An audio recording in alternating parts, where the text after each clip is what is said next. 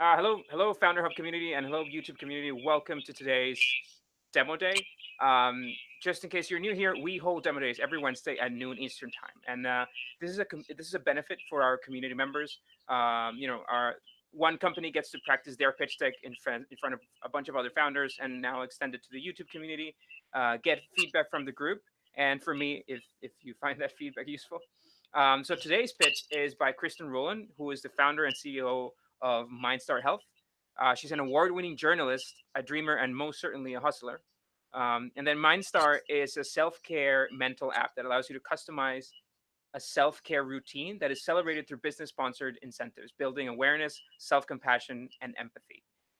As a reminder, all these interactions, or most of our interactions, are going on our FounderHub community, and you can sign up for that at founderhub.io.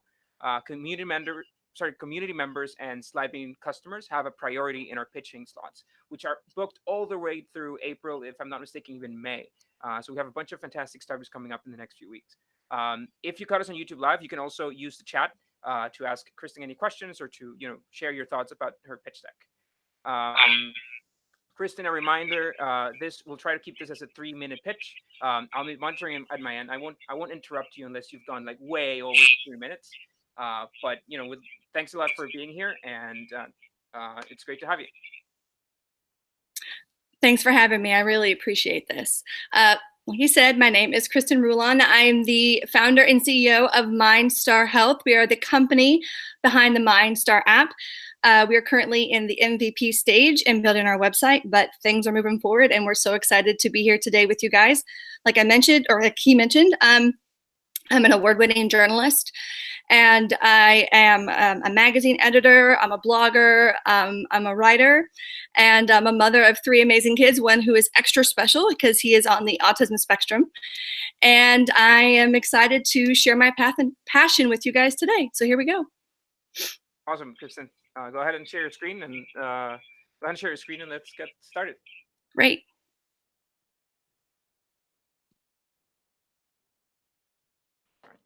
Just waiting for Kristin to share her screen. Again, if you're watching on the live feed, it's great to have you. I'm setting up my timer over here. Make sure that Kristin doesn't go over the ideal 3-minute pitch deck. I have her screen now. So whenever you're ready, Kristin, go ahead. All right, you see it? You ready? We got it. Okay. All right, here we go. Welcome to MindStar. We advocate universal self-care, and we're going to take you through what exactly universal self-care means. So I think it's pretty apparent, but we're going to go over it really quick. We're in a mental health crisis in the United States. I think we're aware. We see the news. We see everything about the stats for depression. 1 in 5 adults in the U.S. will experience mental illness. 1 in 25 in the U.S. will experience a serious mental illness that substantially limits major life activities. In the 1960s, the average onset age for depression was 45. Today, it's 14. Access to a mental health professional is not as easy as you might think. I have my own personal experience with that. Finding my therapist took days, and it was just a complete hassle. People need accountability. They need to learn how to form a self-care routine that is beneficial and a true self-care routine. There's a misconception of what self-care is. A lot of people think it's selfish. Some people think self-care is just going out and buying themselves things, which it's not. And people need to be celebrated. They need to know the importance of the little things that we do that are actually the big things, because this society likes to focus on the big stuff. So with MindStar, this is what we've come up with. The MindStar app will allow users to create their own unique self-care routine and track their daily, weekly, and monthly progress. The app celebrates all forms of self-care through business-sponsored incentives that allow users to connect with friends who are also interested in personal development. So what that means is, as you log on, you will create your own self-care routine. We have suggestions of things you can add to your routine, and these suggestions are curated by mental health professionals that are on our advisory board. What's great is that you can also add something that maybe you don't see on there as a suggestion. You add those stars to your routine, and then as you go about your day, you can check in and select what things you have done. And as you're collect stars or points over time, you unlock certain rewards from businesses that are sponsoring it. So you can unlock, maybe it's a free face mask or a journal, or maybe it's a personal development book, or perhaps a discount at a restaurant, or a meditation class. It really is limitless as far as what can be there for you. And the app also makes it easy to find important information about mental health professionals within a 30-mile radius and connect with those professionals discreetly. You can go to the help page and you can see who's in your area as far as a mental health professional. You'll be able to see really important information, not just their phone number and address. It's also going to include which insurances they accept, because that plays a big role when it comes to getting help. I hear that all the time from people. Oh, I don't know if my insurance accepts therapy, so I can't go. So right now, we are doing a monthly subscription for mental health professionals. This is the business model, so they will pay that monthly, and that will allow for the expanded listing of services, including their insurances. These are things that they list on their website. We're just providing them another platform to help reach new clients, and then, of course, help the users find the help that they need. Our entry to market right now, we're expected to launch in the KC area later on this year, and then we'll kind of go from major city, and we'd like to go global eventually. Obviously, we know that takes time, so we'll just go city by city and grow from there. And we are partnering with mental health institutions, school districts, and businesses. So that's basically it in a nutshell. It is me, my CMO, and my development team over in Silicon Valley. And like I said, this is what universal self-care is. It is advocating self-care for everyone, for all minds, because all minds deserve to shine. This is it about. Like I said, it's not about face mask, and it's not about buying yourself something that you can't afford. It's about little things throughout the day, making your bed. It's about doing things for yourself, saying something nice to someone else, saying something nice to yourself, and then rewarding yourself for it, because we all deserve to be rewarded in some small way. And this is a great way to do it, and to build self-awareness, and to build empathy, and of course, compassion. So we don't have our website yet, but please feel free to follow us on social media. We are at MindStar Health on Instagram. That'd be a great way to follow us, and follow us on our journey as we shoot for the moon. So thank you guys very much. Fantastic. Fantastic. Awesome, Kristin. You did great. Just to give you the official time, that was 4 minutes and 50 seconds. Okay. Which I think it's good. It's still under the 5-minute mark. I think that kind of like my first thoughts, and then obviously, again, FounderHub community and YouTube community, go ahead and share your thoughts if you, through a chat or through our Slack channel. I think that your problem statement is very, very valuable, right? I think that this is something that everybody in the U.S. can relate to. Right. The state of mental health. I think that you have some fantastic stats there that really validate your business and sort of where you're going. Yeah. And that's I think a fantastic kickoff. So it's okay to to take that time to sort of talk about that, and to make sure that, because that, at least for me, like, that's what drew me into the presentation, right? Okay. Your problem statement, even though I'm not originally from the U.S., I'm very much aware of the issues. Right. So it sort of made me, it caught my attention. I'm like, okay, so she's really on to a real problem Okay. that 1 in 5 people experiment, right? Yeah, Do go you ahead. think, I was going to say, so maybe that's something that maybe I should focus a little more on, and maybe elaborate on a little bit more in the beginning, do you think? No, on the contrary, I think that Okay. you, Okay. I think that you elaborated just enough. Okay. Just enough. Again, to sort of prove your point. Right. What I would suggest is kind of scripting that part, and making sure Okay. that, maybe not scripting it, but timing your problem statement, so that by Okay. the first minute of the pitch, you are done with that. So you Okay. need to choose your words very carefully. Again, it's almost a little bit like scripting it, if you will, Okay. because you need to make sure that you sort of like don't diverge, and that you sort of get to the point and hit all the bullets that you wanna The key points. yeah, the Yes. key points. Yes. So make sure Yes. that you don't miss any of those, Okay. and that you get through in a minute or so. With what you Okay. have now on the pitch, I think that your problem statement is the most valuable part. And I understand that your app is still under development, so Right. It's okay if you don't show screenshots. If you have any, by all means, bring those in. Right. Even if they're UX mock-ups of how the app's going to look, that's really valuable. So the wireframes are okay too, you think? Yeah, yeah, Okay. yeah. Kind of like finished wireframes, if you will. Okay. Even though it's not a video of the app working, uh, Right. yeah, just the wireframes themselves, which I'm sure that that your dev team already has. Um, Yes. Okay. because that that sort of puts a face into the app, because you need to be able to wrap all this up in in the remaining 2 minutes. uh, Right. I think that your one that's this is a huge challenge, and I see this in a lot of pitch decks that I come across. Your go to market slide, which is a very it's very tough with the go to market slide, because what you want to show in this slide is that you have figured out how you're going to grow your user base. And that's really hard. It's probably the hardest part of building a company, kind of growing your customer base. You're right.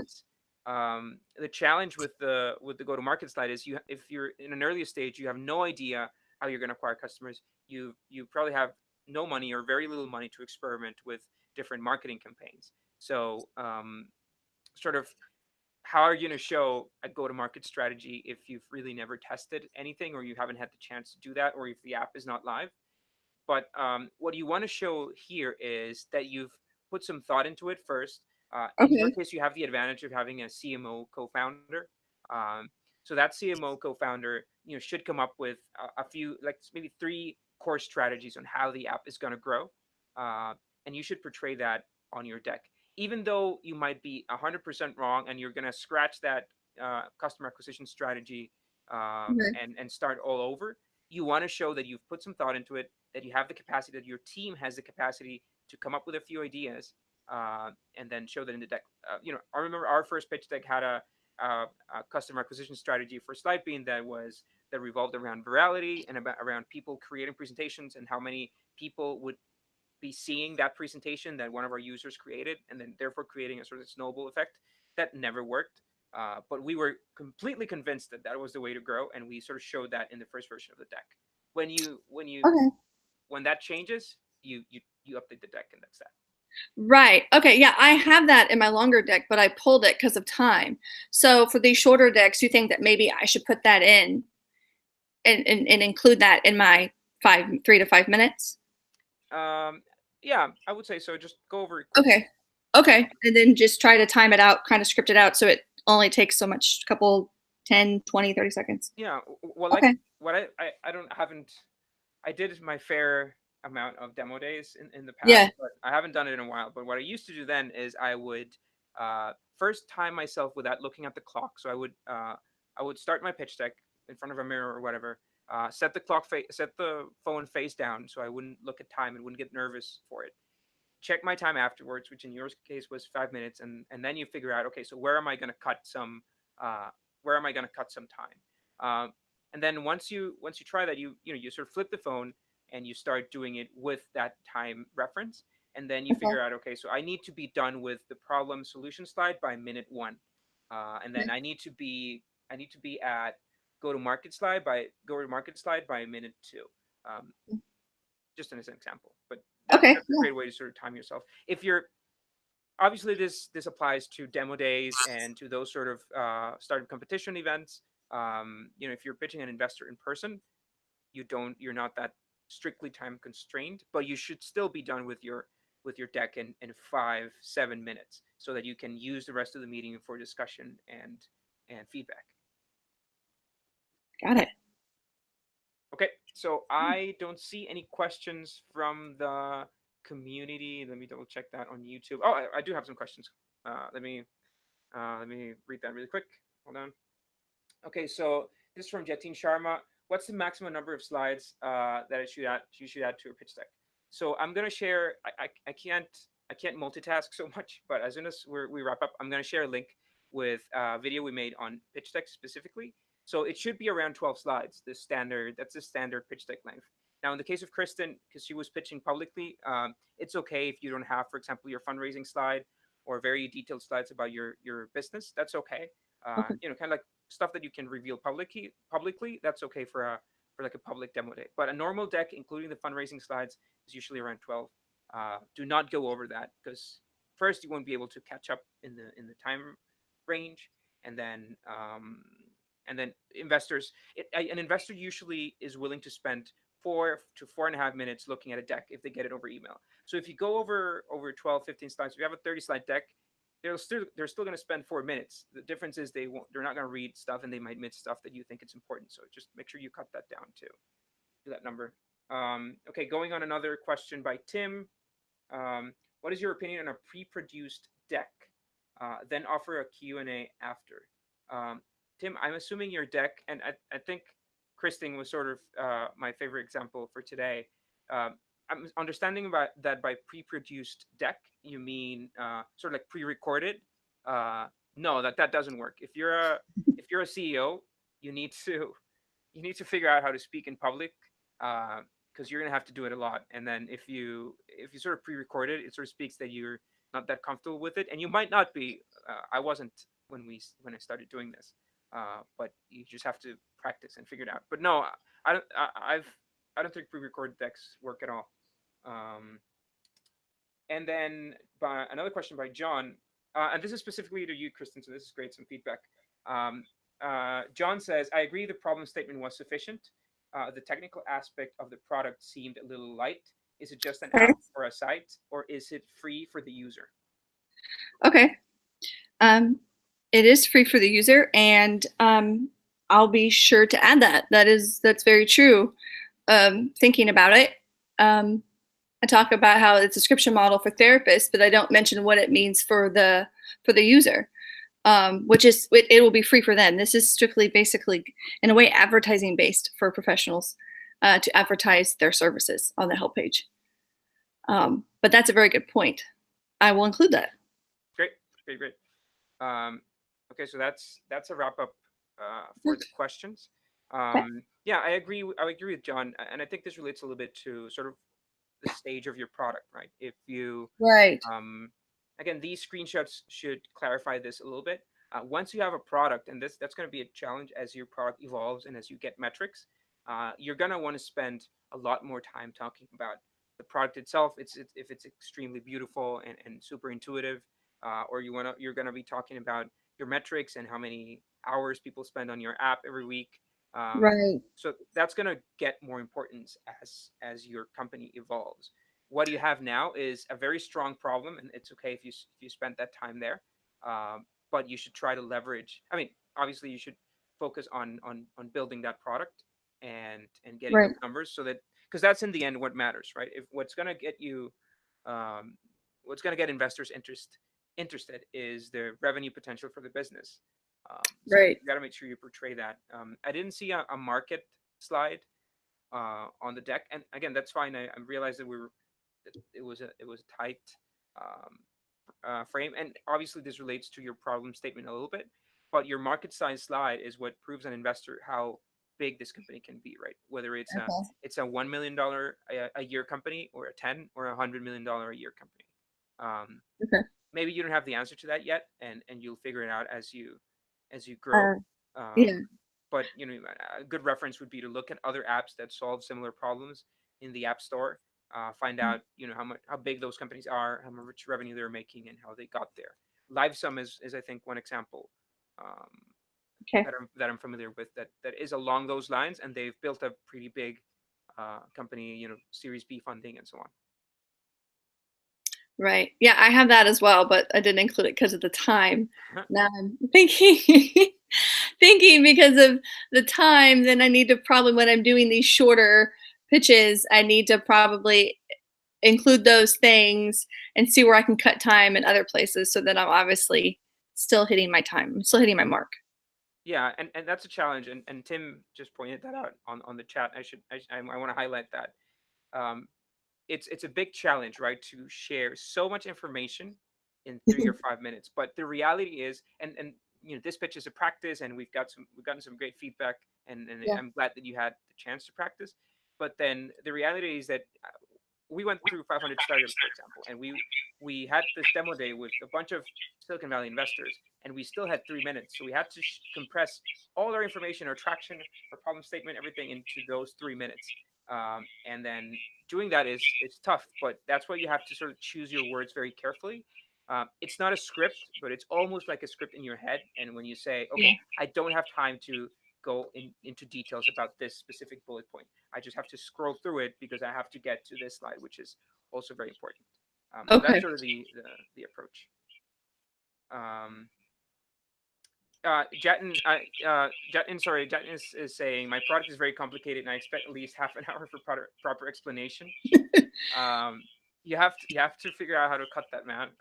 If you have an investor meeting, you can explain it in half an hour. You maybe have half an hour to explain it, but you need to find a way to talk about this product and to sell your concept in 3 minutes or less. Because more than a few times, you'll only have 3 minutes to sell it. Not only if you're doing a demo day pitch or that sort of thing, but maybe again, if you're sharing your deck with an investor, it can't be a 30-minute deck. It needs to be, you maybe you don't have to go into that much detail about the technology at this stage. And then one thing one statement, I don't know who I'm quoting here, but one statement that I heard about decks, which was very interesting, is uh, you want to sort of leave them wanting more after a pitch deck, right? A pitch deck is an intro. You don't have to go into the deep details of the technology. If they end up wanting more of what you're building, or if they have questions and they want to learn more about your technology, then your pitch deck um, sort of fulfilled its purpose. It's an intro. It's not a full company disclosure. And sometimes we're so passionate about our products that we feel that we want to share everything. That's Yes. okay. Kristin, any last remarks before we close this up? Nope. I think this has been really great feedback. I appreciate it. Truly. Fantastic. Thanks a lot for the community who joined in. We have events tomorrow and we have events on Friday, so be sure to stay tuned for that. And we'll see you next week for our next demo day. Have a great one.